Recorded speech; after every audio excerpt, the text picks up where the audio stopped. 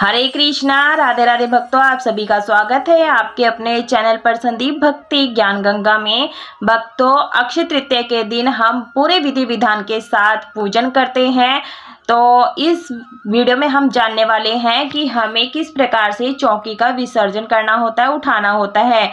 अब मैं आपको बताती हूँ कि जो सामग्री है इसमें हमें क्या रखना होता है और हमें चढ़ाई गई सामग्री है इसका आप पूजन संपन्न हो जाता है तो क्या करना है। तो देखिए, जैसे हमने ये पूजन किया है, ये जो वैशाख मास में अक्षय तृतीया आती है उस दिन हमें इस प्रकार से पूरे विधि विधान से इस पूजन को हम करते हैं।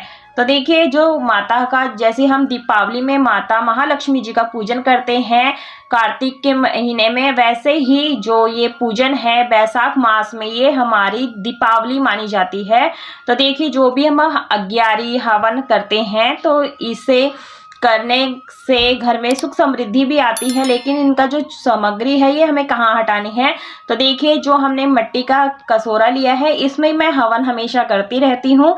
तो देखिए, जो हवन की राख होती है इसे आप अपने घर के गमले आदि में डाल देंगे। जो ये भोग प्रसाद होता है, जब आपका दीपक जलता रहे तब तक आप जलने दें और उसके कुछ देर के बाद में आप भोग प्रसाद परिवारजन में बांट करके खा सकते हैं और मखाने की खीर बना सकते हैं। बाकी जो ये ठंडी चीजें हैं जैसे कि खरबूजा, केला, जो भी आपने चढ़ाया हो वो सब आप भोग प्रसाद में ग्रहण कर सकते हैं। देखिए भक्तों, जो माता की चौकी होती है उसका विसर्जन नहीं किया जाता है, बस यथास्थान रख दिया जाता है, क्योंकि माता महालक्ष्मी जी का कोई भी नहीं चाहता है कि उनका विसर्जन हो, हमारे घर से माता महालक्ष्मी जाएं।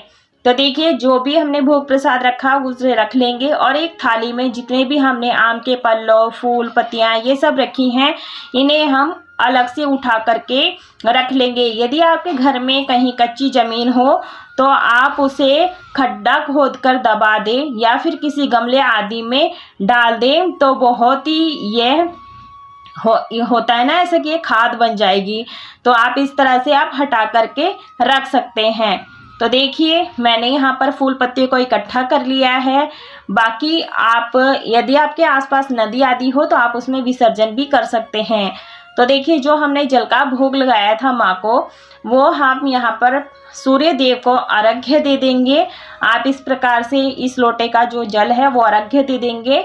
और जो इन चारों कोनों में यदि आपने मिट्टी के कुल्हड़ गिला लगाए हों तो कहते हैं मिट्टी को जो होता है बर्तन उसे एक ही बार प्रयोग किया जाता है, दोबारा पूजा में प्रयोग नहीं किया जाता है। यदि आपने किसी धातु के लोटे रखे हैं, गिलास, कटोरी रखी है, तो आप उसका जो जल है उसे थोड़ा थोड़ा प्रसाद के रूप में ग्रहण कर लें। जो चने की दाल है इसे आप सभी परिवार में जन में प्रसाद के रूप में बांट देंगे, खा लेंगे। बाकी जो जल बच जाएगा उसे आप किसी घर के गमले आदि में डाल सकते हैं। और देखिए, जो लक्ष्मी कारक सूचक हैं जैसे गोमती चक्र है, कौड़ी है, कमलगट्टा है, चांदी सोने का जो भी सिक्का आपने रखे हों वो आप यथास्थान पर रख दें, धुल करके, गंगा जल करके।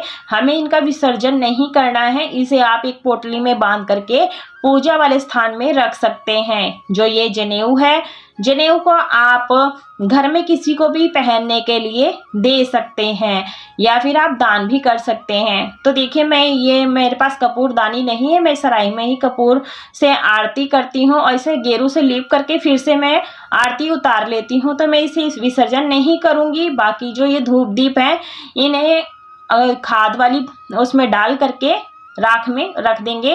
और जो ये चावल हमने लिए थे अक्षत, ये हम कबूतर, पक्षी आदि को खिला देंगे। या फिर आप जो खीर बनाएंगे ना, आप उसमें ये प्रसाद के रूप में डाल करके खीर बना करके पूरे परिवार समेत ग्रहण कर सकते हैं। तो देखिए, जो भी भोग प्रसाद हमने बनाए रखा था माता को मुख शुद्धि के लिए, इसे आप चाय आदि बना लें और इस तरह से मिलकर के परिवार में ग्रहण कर सकते हैं। आइए अब जान लेते हैं जो कि हमने लक्ष्मी गणेश जी की स्थापना की है। तो इन लक्ष्मी गणेश को आप अपने मंदिर में यथास्थान रख दें। यदि आपने मिट्टी की मूर्तियां स्थापित की हैं तो मिट्टी की मूर्तियां पूरी साल भर संभाल कर नहीं रखी जा सकती हैं, तो आप हो सके तो उनका विसर्जन घर में ही कर दें। और देखिए जो हमने 16 श्रृंगार की सामग्री माँ को भेंट की थी उसमें से आप कुछ सामग्री अपने पास रख लें। बाकी जो सामग्रियां हैं ये आप अपने से बड़ी किसी भी सुहागन स्त्री को दान में दे सकते हैं। मतलब घर में ही दान करना है, बाहर नहीं देना है। आप उनके दान देने के बाद में पैर जरूर छू लें। अब आइए जान लेते हैं जो हमने मटका रखा होता है बीच में और दक्षिणा, इसकी दो मान्यताएं होती हैं। कोई लोग तो उसे अपने घर में ही रख लेते हैं अक्षय पात्र मान करके।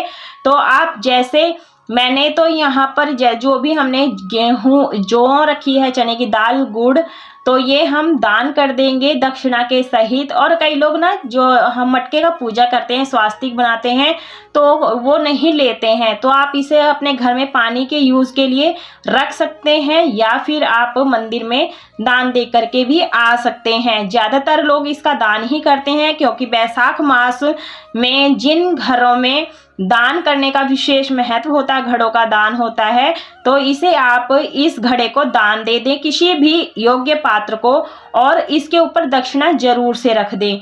कुछ चीनी, मीठा आदि रख के या फल रख करके आप इसे दान कर दें। बाकी के जो सामग्री है वो मैंने आपको बताई किस तरह से रखना होता है, ग्रहण करना होता है। तो देखिए यदि कोई मटका नहीं लेता है तो आप ये भी कर सकते हैं, सिर्फ खरबूजा और चने की दाल, गुड़ और जौ ये दान कर सकते हैं। और देखिए जो हमने चौक पूरा था और जो हमने जौ का आसन दिया था, ये जो जौ है ये आप पक्षियों को भी खिला सकते हैं इस प्रकार से, या फिर आप अपने अनाज भंडार में थोड़ा थोड़ा करके भी डाल सकते हैं या फिर किसी पोटली में बांध करके पूरे साल भर संभाल करके रख सकते हैं। इससे घर में सुख समृद्धि आती है, घर में लक्ष्मी की बरकत होती है। माता महालक्ष्मी और भगवान विष्णु सदैव हमारे घर में निवास करते हैं। तो मैंने आपको दोनों ही बता दिए हैं। आप इन्हें पक्षी को भी खिला सकते हैं और घर में आप अनाज भंडार में भी रख सकते हैं। और जो ये हमने आटा लिया था, चौक पूरा था, उसमें आप थोड़ी सी चीनी मिला लें और थोड़ा सा और आटा मिला लें। ये आटे को आप चींटी जहाँ होती है ना उस स्थान पर आप डाल दें तो ये जो चींटियां हैं खा लेती हैं। तो इस तरह से हमें करना होता है। तो देखिए अक्षय तृतीया के दिन बीजना भी जो है आज के दिन दान कर सकते हैं। तो देखिए इसी प्रकार से हमें यह चौकी हटानी होती है। सेम डे चौकी नहीं हटानी है, नेक्स्ट डे जैसे पूजन हो जाता है अगले दिन आपने इस चौकी को हटाना होता है यथास्थान से। आई होप आपको यह अक्षय तृतीया वाली जो चौकी का विसर्जन है हटाने की विधि आपको पसंद आई होगी। चढ़ाई हुई सामग्री का हमें क्या करना है, भोग प्रसाद का हमें क्या करना है, किसका विसर्जन करना है, किसका नहीं विसर्जन करना है, वो सारी जानकारी आपको इस वीडियो में मिल गई होगी। वीडियो पसंद आई है तो वीडियो को लाइक, शेयर, सब्सक्राइब जरूर से कीजिएगा। कमेंट बॉक्स में लक्ष्मी नारायण की जय अवश्य लिखिएगा।